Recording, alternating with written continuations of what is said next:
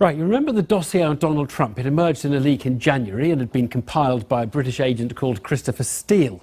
It was the one with some salacious allegations involving Trump's behaviour in a Russian hotel. Well, the Washington Post has uncovered something rather interesting. Mr. Steele was ultimately being partly paid by Hillary Clinton's campaign. The dossier made headline news, even though most media outlets felt uncomfortable spelling out all the allegations. The thrust of it was that the Russians might have some serious dirt on President Trump, so-called compromat, thus potentially compromising his policy towards President Putin. Are you sure Russia was behind hacking? I mean, maybe. But are you really sure? It was China. It hit the public domain after the election, but its existence had been the talk of many in Washington prior to that. We knew it had been paid for by supporters of Hillary Clinton, just not that the campaign itself and the Democratic Party had contributed. The Washington Post says that the campaign lawyer paid a company which then hired Steele to do the research. Nothing new, but many have been critical of President Trump's son. I'm Donald Trump Jr. Who met up with a Russian offering tempting dirt on Hillary.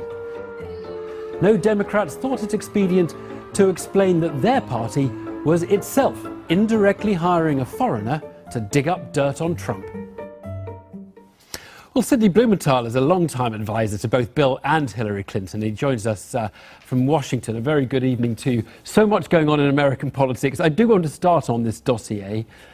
Did you personally know that the campaign was partly financing its research? I did not, but it was fairly well known last year that, without knowing exactly, that there were Democratic donors who were paying for this investigation into the Russian intervention into the U.S. presidential election, which subsequently all U.S. intelligence agencies occurred and was done in order to help elect Donald Trump. And they found in hiring Christopher Steele the most professional and credible person they could, who also held the trust of the FBI and had worked on dozens of investigations with the FBI. And he has turned over his material long ago to the FBI counterintelligence unit, which is now investigating it and has in turn turned that material over to the special prosecutor, Robert Mueller, the former director of the FBI. A lot of people looking at this will say, really, this is just both sides digging up dirt. I mean, possibly Donald Trump did it better than Hillary Clinton because he got a stash of emails, or there was a stash of emails, but both sides were doing it. It's kind of dragging American politics into which both parties are as bad as each other. Well, it's unprecedented that an adversary foreign power, in this case Russia, intervened in the presidential election in order to determine its outcome. And we have learned since Christopher Steele's dossier has become public that there was a lot more to those active measures, including exploitation extensively of social media. And we're going to see on November 1st testimony before congressional committees of the heads of Google and Facebook about that. So this is a major issue involving the tech companies, American political life, the future of our democracy, and how Donald Trump became president.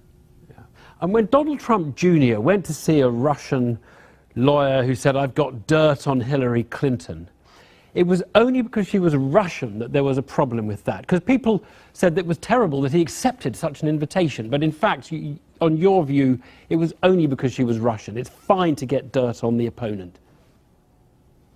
Well, let's see what Robert Mueller determines about that incident and how he sorts it all out. I believe that Donald Trump is panicked about the investigation conducted by Robert Mueller, and it's very tightly held. There are no leaks from it. He has all this material. He will determine its validity and credibility, and he has much more material than simply the Steele dossier. He has intercepts of Trump associates with Russians, and he now has, through subpoenas, documents, emails, phone conversations, and he has begun to gather testimony. So let us wait and see what Mr. Mueller does, but I think we can detect in the creation of conspiracy theories on the part of Donald Trump, nothing new, a whiff of panic. Well, let's talk about the Republicans, because something rather interesting happened yesterday with Senator Jeff Flake making a very impassioned speech that he's given up. He cannot support Donald Trump. He obviously thinks he's coarsened American politics. Did you see that? I know you're a Hillary supporter. Did you see that as an important moment, if you like, in the evolution of the Republican Party and how it relates to Trump?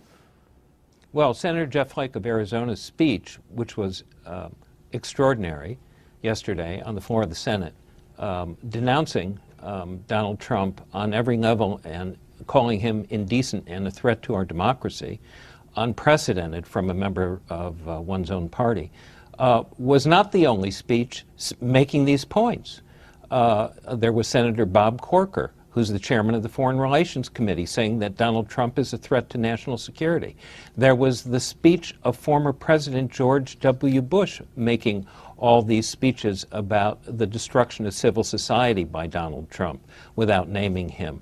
And there were the comments in the speech of Senator John McCain, who was a former Republican presidential candidate and who is critically ill and feels unbound now to say whatever is on his mind. So we have four distinguished Republicans now stepping forward, making a consistent case about Donald Trump. And what we're seeing is a party that is fracturing before our eyes. Sidney Blumenthal, thank you very much.